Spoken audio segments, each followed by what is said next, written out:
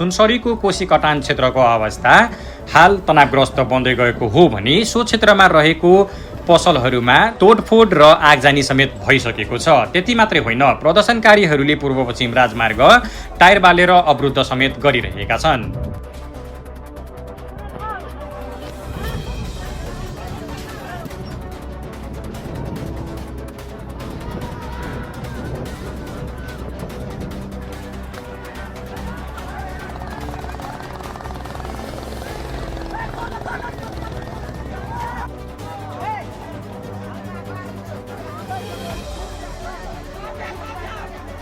कोशी कटानको अवस्था भ्यावरी तनाव बन्दै गएको छ। जुन पसलहरूमा आगजनी गरे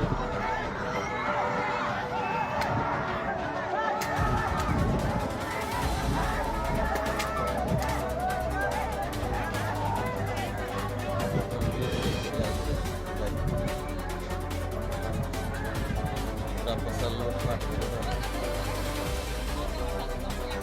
सबै लुटेर लगिसक्यो। सबै लुटो दोकानमा बोकेरै गएछ सबै।